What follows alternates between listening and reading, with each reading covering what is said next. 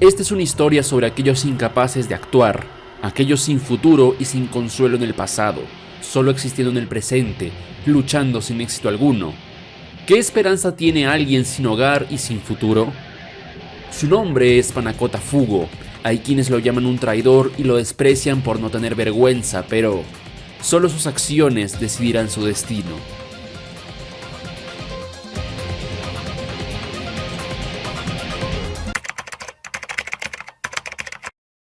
Era un día soleado y despejado en la ciudad, perfecto para el partido de fútbol que se iba a disputar en el estadio Giuseppe Meazza el día de hoy.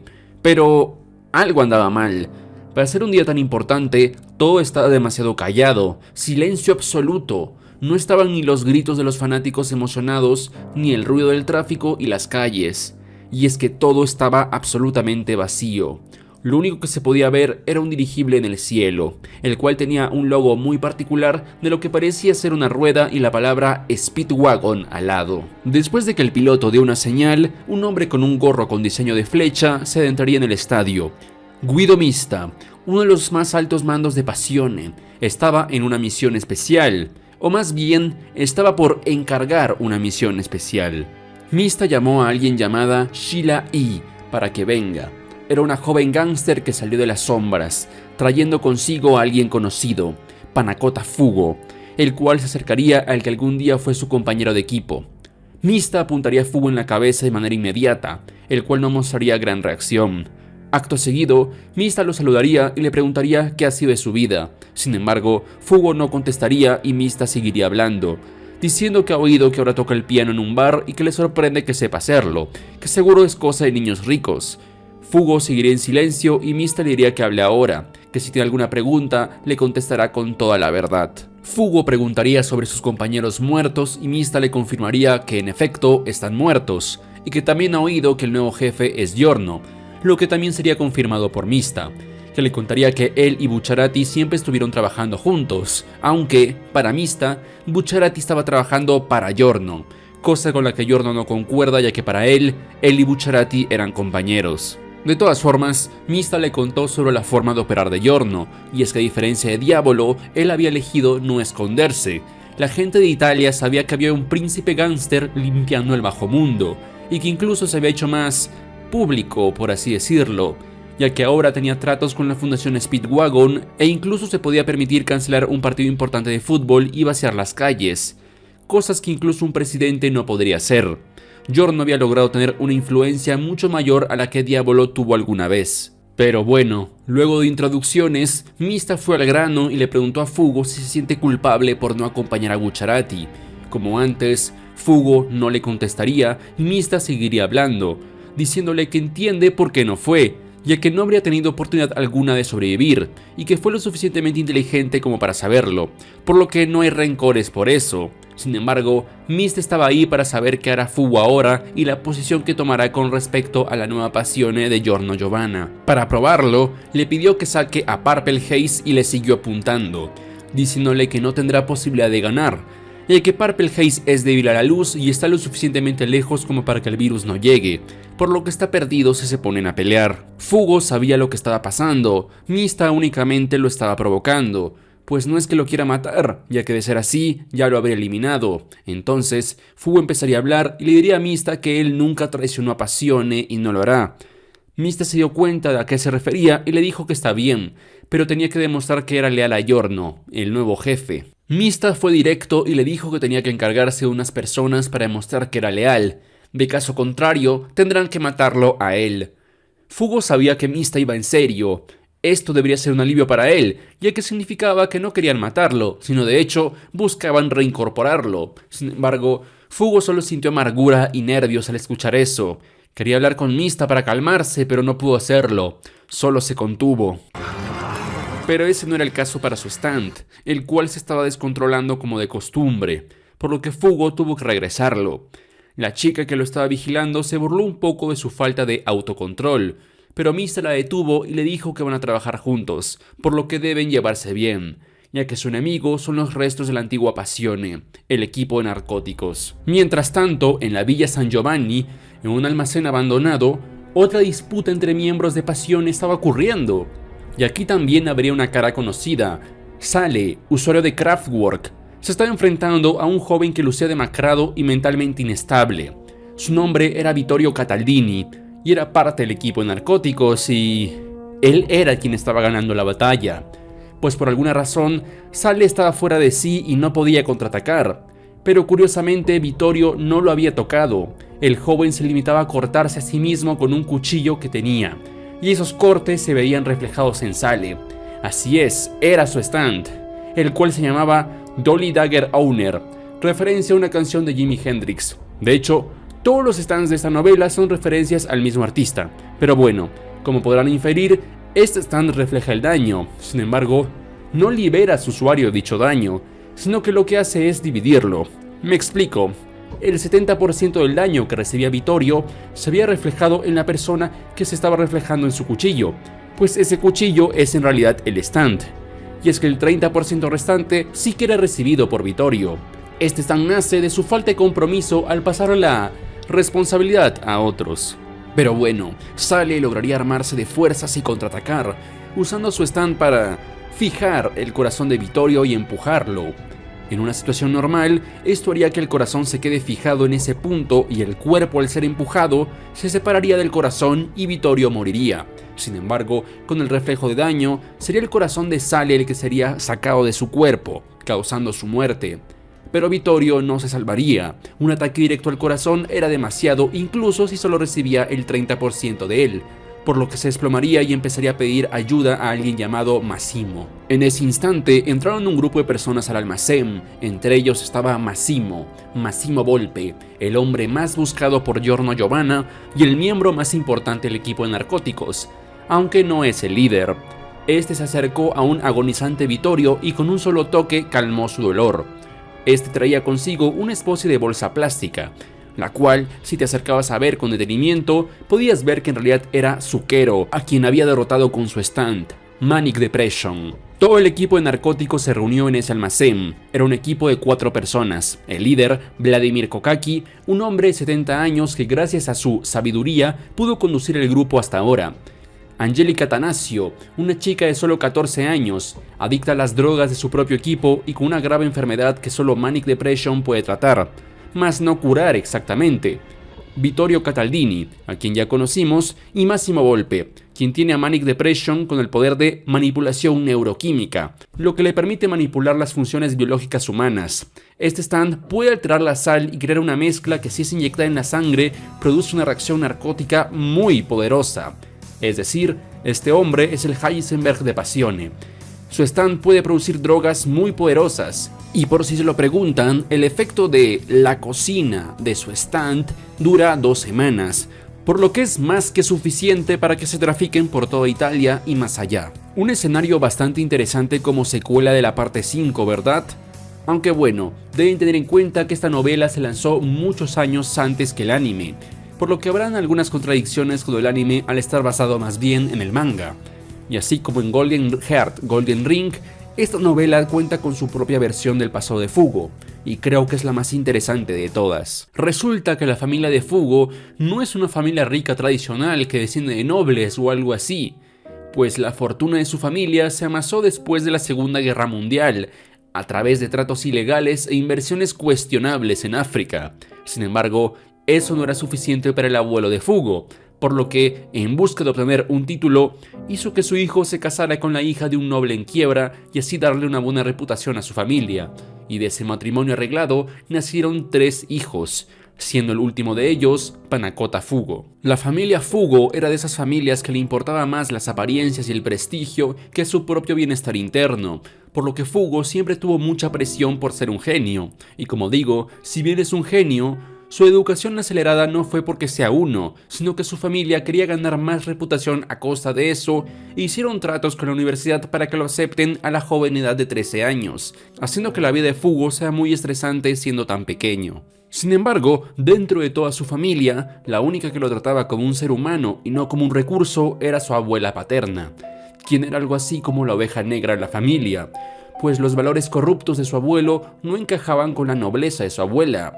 ¿Que por qué sigue siendo parte de la familia? Pues bueno, su abuelo es un hombre italiano nacido alrededor de los años 20 o 30, por lo que es bastante conservador y religioso, haciendo que vea el divorcio como un pecado. De no ser así, ya lo hubiera exiliado hace mucho tiempo. La abuela de Fugo siempre lo trató bien y le decía Pani.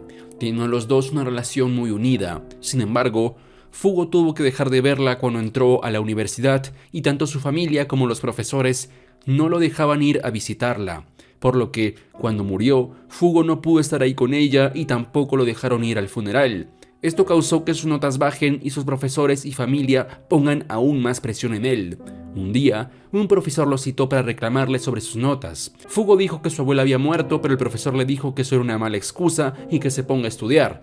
Y bueno, esto enfureció a Fugo y lo golpeó furiosamente con un diccionario de 4 kilos, causando su expulsión de inmediata. Cuando Fugo fue llevado a la comisaría, la policía llamó a su familia, pero cuando sus padres contestaron, dijeron que solo tenían 2 hijos y no conocían al tal Panacota Fugo.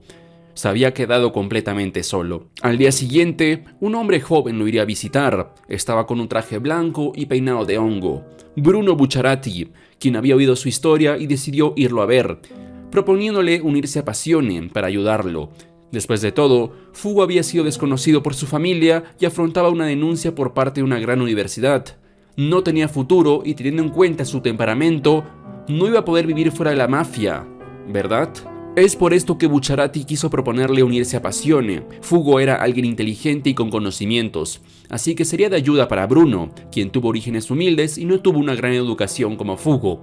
Además, Bruno veía a Fugo como alguien sensato, pues cuando éste hablaba de su familia, no habían deseos de venganza, solo sensatez. De esa forma, Fugo se convirtió en el primer subordinado de Bucciarati. De vuelta a la actualidad, Fugo y Sheila E. habían sido enviados a un hotel para encontrarse con alguien que los ayudaría. Canolo Murolo, líder y único miembro del equipo de análisis de datos de Passione. Fue él quien guió a la escuadra a investigar al jefe y los ayudó en su intento de derrocar a Diavolo. Su stand es All Along Watchtower, que es básicamente una baraja de cartas parlantes que proveen información exacta y también pueden funcionar como espías. Un stand que le queda como anillo al dedo al encargado de análisis de datos. Una vez reunidos, el equipo de 3, Fugo, Sheila E. y Murolo, conversarían sobre sus enemigos y saldría a luz el tema del equipo de asesinos.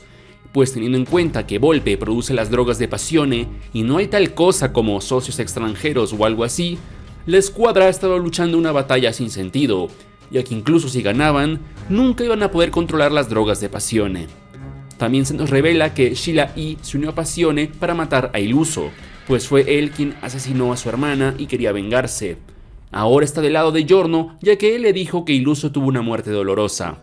Fugo se quedó callado y no dijo que su stand se encargó de darle dicha muerte. El equipo vería las fotos del equipo de narcóticos y resulta que Fugo reconoció a Massimo Volpe, pues resulta que estuvieron juntos en la universidad. Y es gracias al stand de Murolo que descubrieron que sus enemigos se ocultaban en Taormina, ciudad italiana ubicada en la isla de Sicilia. Mientras tanto, el equipo de narcóticos estaba planeando sus siguientes movimientos, descubriendo en su investigación que Bucciarati, Narancia y Abacchio habían recibido grandes funerales patrocinados por Giorno. Esto le llevó a pensar a Volpe que Fugo seguía vivo y probablemente esté tras ellos, por lo que Kokaki decidiría ir el primero a enfrentar a sus perseguidores. El equipo de Fugo seguiría investigando un poco para confirmar la información y terminaría en un almacén en un puerto donde antes estuvo el equipo de narcóticos. En ese momento, Sheila E. activó su stand, Voodoo Child, el cual, además de contar con una fuerza para nada despreciable, tenía la habilidad de crear labios reproductores.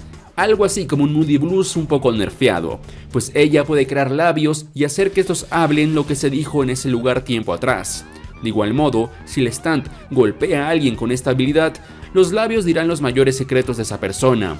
Al hacer esto, consiguieron escuchar la palabra obedecerte por parte de Massimo Volpe, lo que confirmaría la presencia de su equipo y que habían utilizado ese puerto para ir a Taormina. Acto seguido, Passione les proporcionaría un yate a este trío. El yate era el mismo que Bucciarati usó alguna vez, lo que despertó recuerdos en Fugo. Recordó aquel día donde Bucciarati anunció que iban a ir por la fortuna de Polpo y todo empezó a ir demasiado rápido. Pero eso era lo de menos. Lo que Fugo recordó fueron los momentos anteriores, Como Narancia estaba súper emocionado por el yate y todos estaban intrigados por la nueva misión, que seguro los iba a ayudar a crecer. Después de todo, la reputación de Bucciarati estaba en ascenso y Fugo pensaba que pronto sería un capo. Sin embargo, Abacchio no estuvo de acuerdo con él cuando Fugo le dijo eso, diciéndole que no debería de especular tanto y que el pensar demasiado las cosas es su debilidad, que simplemente obedeciera a su líder y ya.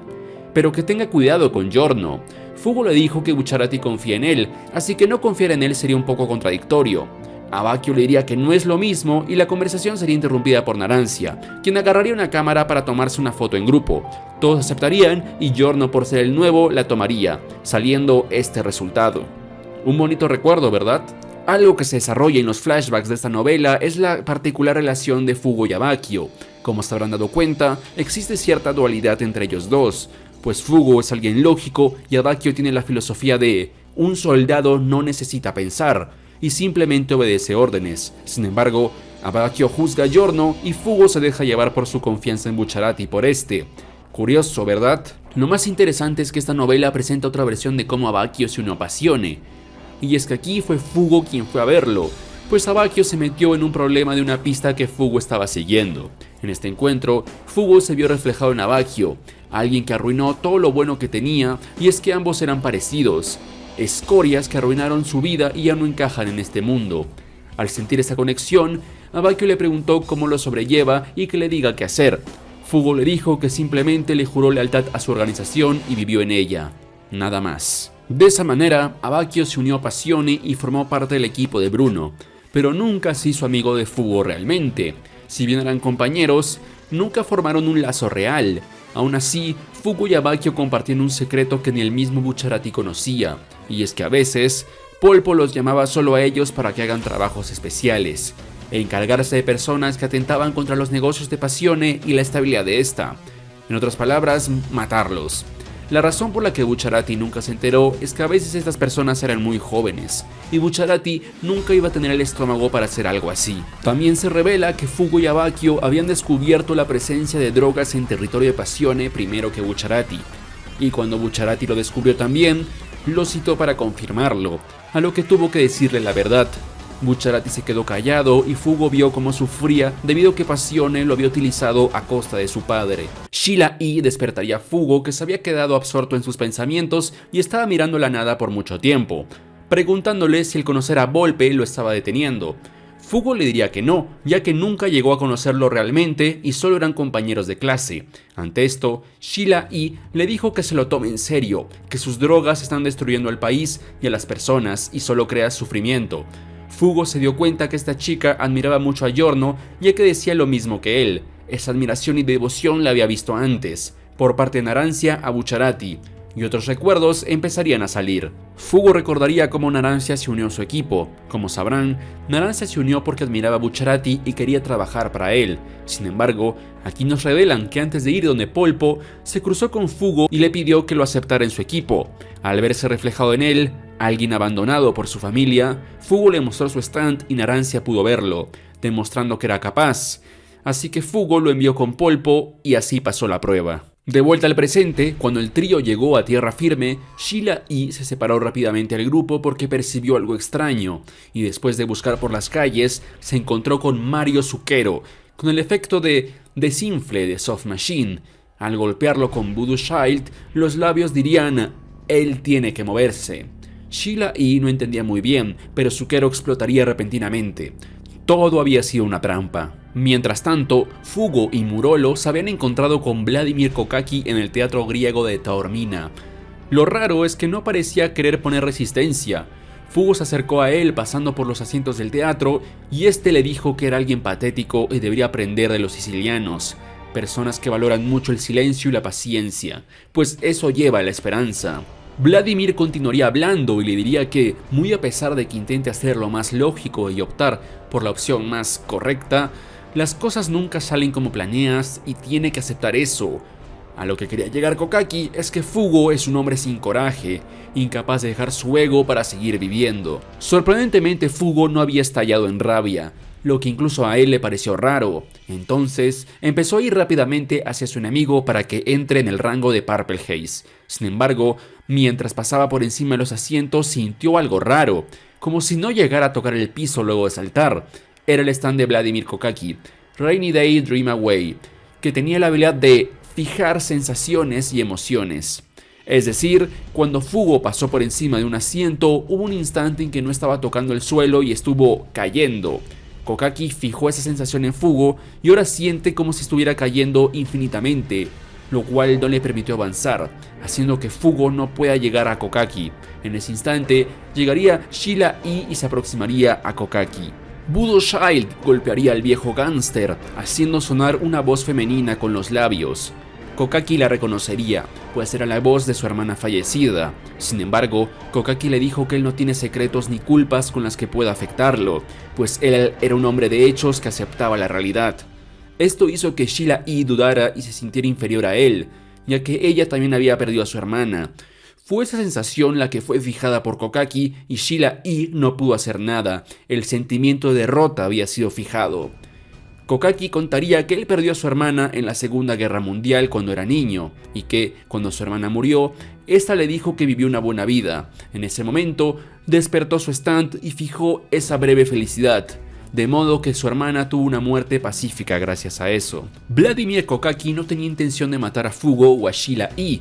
Él quería encargarse de Murolo únicamente, pues para él, Murolo era una persona sumamente despreciable, ya que él ayudó a la escuadra dándoles información, causando una guerra en Passione, pero al final a Murolo no le importaba quién ganaba, solo la ganancia que sacaba de eso. Era alguien sin convicción que no tomaba responsabilidad de nada, lo peor de este mundo.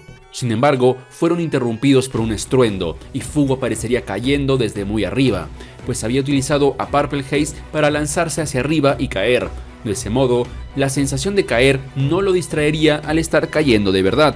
Fugo caería justo encima de Kokaki, a quien golpearía con su stand fuertemente y lo mataría con ese golpe. Ya luego el cadáver de Kokaki se descompondría gracias al virus. Voodoo Child lograría agarrar a Fugo antes de que impacte contra el suelo.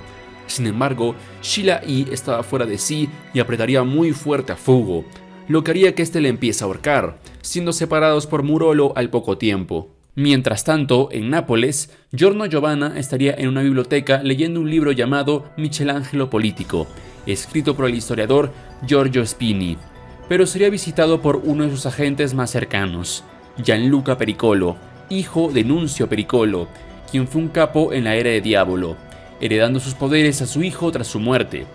Gianluca le había jurado lealtad a Giorno tal y como su padre se la juró a Diavolo. Era lo más razonable a su forma de ver.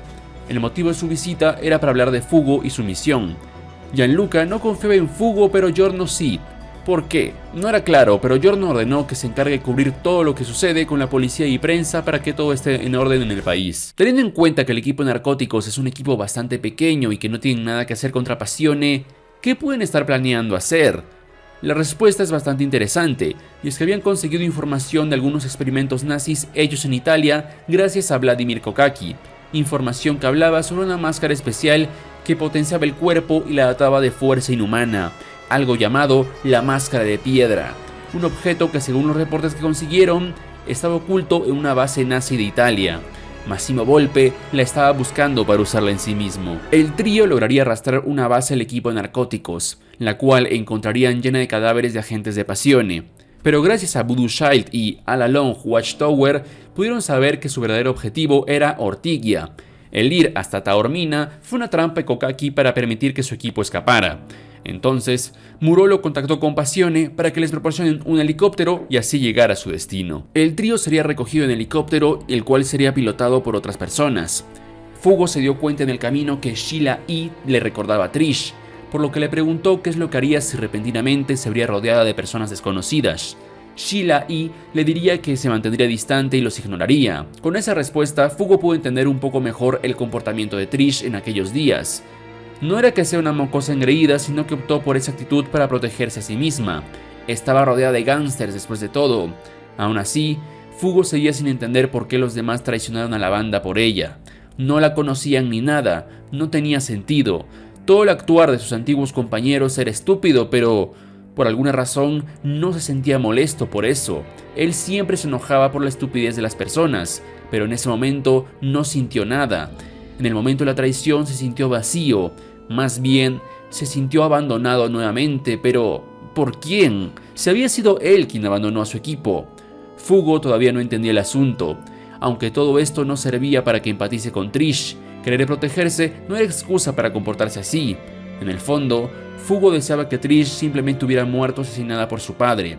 Quizás de ese modo, sus amigos hubieran vivido. Mientras estaban en el helicóptero, un extraño pájaro empezó a seguirlos, lo cual era imposible ya que estaban yendo demasiado rápido. Y sí, este pájaro en realidad era un stand, Nightmare Flying, cuya usuaria es Angélica Tanasio. Este stand es capaz de causar alucinaciones e inestabilidad mental, síntomas de alguien adicto a las drogas, por lo que este stand básicamente es el causante de hundir aún más a los drogadictos del país. Ahora, este stand es de alto rango, por lo que estaba afectando un gran área y el helicóptero entró en ella, haciendo que los pasajeros y pilotos se vean afectados y el helicóptero caiga. En este proceso, Fugo se sumergió en una ilusión feliz, con un pasado mejor, soñando que sus profesores fueron comprensivos con él y lo dejaron visitar a su abuela, pudiendo despedirse de ella. En este sueño, se llevaba mejor con sus hermanos y salía a pescar con ellos, lo que provocó un encuentro con Bucciarati y su padre, quienes eran pescadores, formando una amistad con ellos. De ese modo, Fugo y Bucciarati serían amigos que ayudarían a otras personas en problemas, salvando naranjas de la calle y evitando que Abakio acepte sobornos. De igual modo, Mista se uniría a ellos. En esta ilusión, todos se reunirían sin necesidad de estar atados a Passione, incluso Trish aparecería ahí. Pero solo era un sueño, y Fugo se daría cuenta ya que Mista no tenía problemas con el número 4, despertando violentamente y haciendo que Sheila E. también despierte. Así, ella los sacó a los dos del helicóptero con Voodoo Child y cayeron al agua. En una orilla cercana, ambos se recuperarían y se darían cuenta que el equipo de narcóticos debe estar detrás de algo. La distracción y ese ataque son claras señales, por lo que se dispondrían a robar un auto e ir al centro de la ciudad para localizarlos. Al mismo tiempo, Vittorio habría partido para buscar la máscara de piedra que tenían en la mira, la cual se encontraba en la catedral de Siracusa.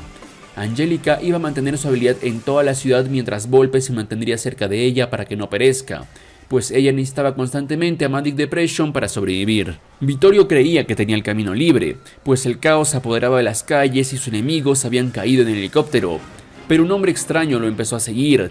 Alguien con sombrero que se vestía como un gángster de los años 30, Canolo Murolo, quien de alguna forma consiguió sobrevivir también. Murolo fue sigiloso y dejó que Vittorio llegara a su objetivo, yendo a un pasaje secreto que se encontraba debajo de la catedral y recuperando la máscara de piedra oculta. Y aunque no sabía cómo usarla, era un gran avance para su equipo. Sin embargo, repentinamente la máscara se le cayó y empezó a moverse sola lejos de él. Era All Along Watchtower, que como en un stand colmena de una baraja de cartas, podía usarse para recuperar objetos de esa forma. Murolo no perdió tiempo y apenas tuvo la máscara en sus manos la destruyó, revelando que todo este tiempo su misión fue destruir dicha máscara, contando que la Fundación Speedwagon y su agente, Jotaro Kujo, le habían prohibido personalmente a Giorno Giovanna acercarse a una máscara de piedra para evitar que una historia se repita. Aunque Murolo no sabía el trasfondo de eso, ayudó a Giorno a ganarse la confianza de la Fundación Speedwagon como muestra de lealtad al destruir dicha máscara. Vittorio se enfurecería y activaría su stand, empezando a autolesionarse para matar a Murolo. Sin embargo, Murolo no recibía ningún daño. ¿Por qué? Pues esto se debe que a su stand es una colmena y cada carta saltaba para reflejarse en el cuchillo y así reflejar el daño. Y como tiene un total de 53 cartas, pues no le hace mucho daño. Vittorio había encontrado a su counter, ya que mientras él recibía el 30% del daño completo, Murolo solo recibía un 53avo del 70%, es decir, casi nada. Pero como Vittorio es un niño desquiciado, no paró de hacerse daño y terminó desangrándose, muriendo en el acto. Murolo se sintió aliviado ya que había cumplido con su misión para Giorno, ya que tras una vida de traicionar constantemente a los demás y ver cómo el mundo arde escondido, cuando conoció a Giorno, este le dijo que era una persona sin propósito, no confiaba en nadie, así que nadie podía confiar en él. De ese modo, no había traicionado a nadie técnicamente, pero eso lo convierte en una paria sin propósito. Murolo se sintió avergonzado de sí mismo y por primera vez no quiso defraudar a alguien. queriendo tener un propósito gracias a Giorno Giovanna. Regresemos con Fugo, quien estaba yendo en auto con Sheila E. a buscar a sus enemigos. En el camino, Fugo empezó a sentir mucho miedo, pero no de Volpe y su equipo, sino de Giorno. Fugo temía fallar en la misión y que lo manden a matar. Después de todo, esta misión era su última oportunidad de probarse a sí mismo. Antes había logrado huir de Diavolo, pero no cree ser capaz de hacer lo mismo ahora. Fugo estaba tan desesperado que pensó en cambiar de bando y aliarse con Volpe, pero eso no tenía ningún sentido. Ya había matado a Kokaki. Fugo simplemente estaba fuera de sí. Toda esta confusión y ansiedad era lo que Fugo quería evitar. Por eso no pudo subirse en la lancha aquella vez. Pero, un momento, ¿no pudo? ¿Acaso Fugo sí quería, pero es que no pudo? Fugo intentaba entenderlo, pero eso era lo que sentía. Bucciarati no dio ninguna orden, así que tomó el camino más seguro, pero ¿quería hacerlo realmente? Con esto, Fugo se dio cuenta que su mente estaba condenada a un sentido común robótico desde que nació. Entonces, Sheila E. le preguntó si tiene miedo a Fugo. Este no supo responderle, pero ella siguió hablando, diciendo que más bien tiene miedo de lo que pasaría después si es que fallan, confesando que ella no puede oponerse a alguien que considera que tiene más razón que ella. Por eso no pudo derrotar a Kokaki. Ella sabía que él tenía razón en lo que decía y ella había estado equivocada, por lo que tiene miedo de que Giorno la confronte, ya que para ella él tiene más razón en el mundo que nadie. Entonces, su conversación sería interrumpida por una multitud alocada, pues eran los afectados por Nightmare Flying y Manic Depression.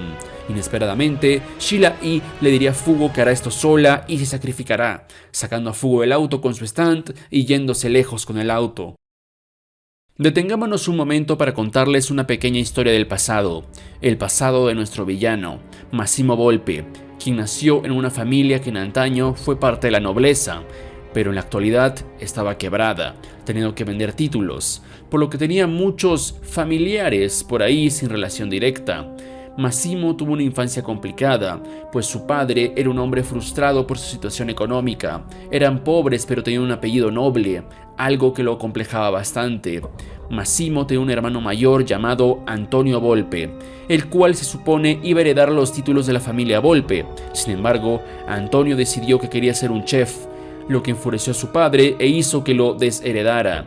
Ante esto, Antonio decidió cambiar su nombre a Tonio Trussardi, utilizando el apellido de su madre antes de casarse. Antes de despedirse, Tonio y Massimo tuvieron una pequeña charla.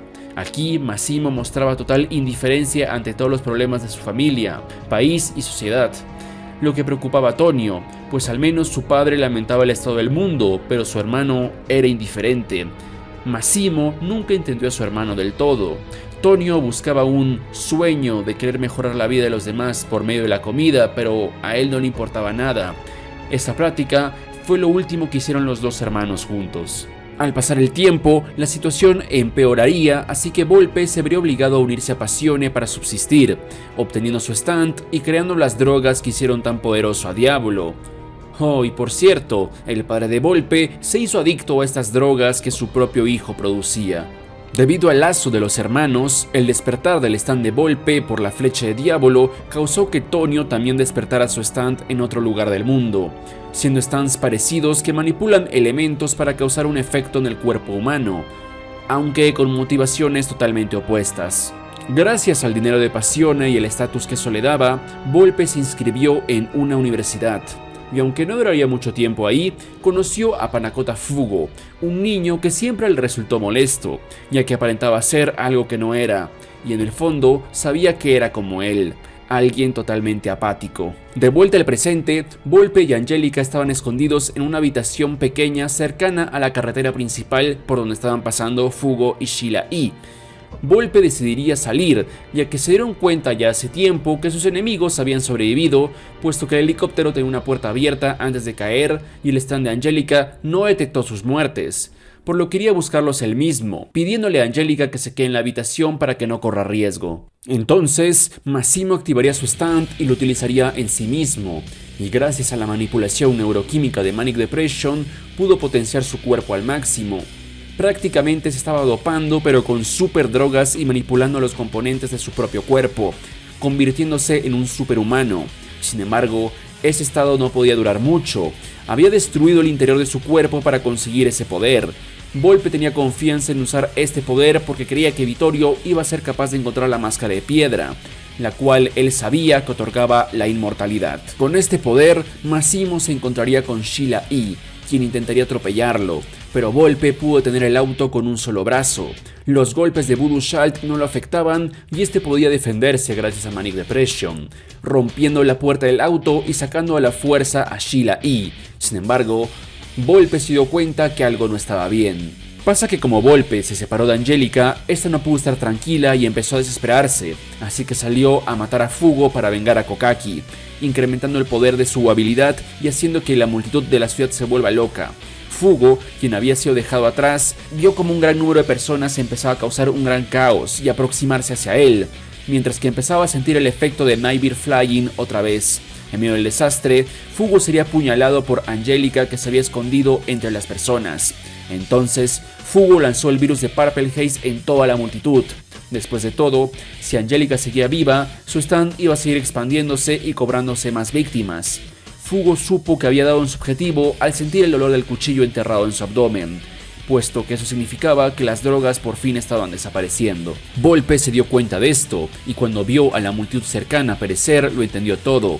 Sin embargo, del medio de esa multitud salió Angelica, quien estaba siendo consumida por el virus de Purple Haze, quien en sus últimos momentos le sonrió para darle coraje. Volpe se enfureció con su muerte y decidió torturar a Sheila E. para traer a Fugo, llevándosela al templo de Apolo de Siracusa. Fugo pudo ver lo que estaba pasando desde lejos y aunque estaba herido, decidió seguirlos. Es ahí donde finalmente Fugo entendió lo que Narancia quiso decir con Trish soy yo. Y es que Fugo finalmente sintió empatía al verse reflejado con Sheila E. Al igual que ella, Fugo no podía enfrentarse a situaciones complejas donde se veía en medio de dos grandes fuerzas. Al igual que ella, Fugo se enojaba con estas situaciones y explotaba. Al igual que ella, Fugo había sido abandonado y no tenía consuelo en el pasado o algún futuro. Sheila E. era como él. Fugo finalmente entendió a sus compañeros y decidió salvar a Sheila E. Fugo llegaría al templo de Apolo y la batalla final empezaría. Fugo sacaría a Purple Haze y Volpe se abalanzaría contra él, pudiendo esquivar fácilmente los golpes de Fugo. Sin embargo, los puños de Purple Haze no tenían las cápsulas de siempre, y es que Fugo las había escondido en su boca para cuando tenga a Volpe de frente, morder las cápsulas y escupirle el veneno en la cara. Purple Haze Distortion!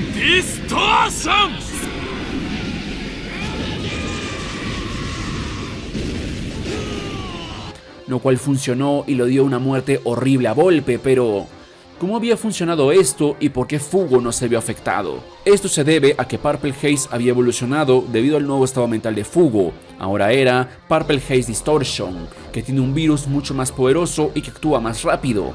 Pero ahora tiene la particularidad de que los virus pueden comerse a sí mismos, es decir, anularse entre sí, siendo la razón por la que pudo sobrevivir.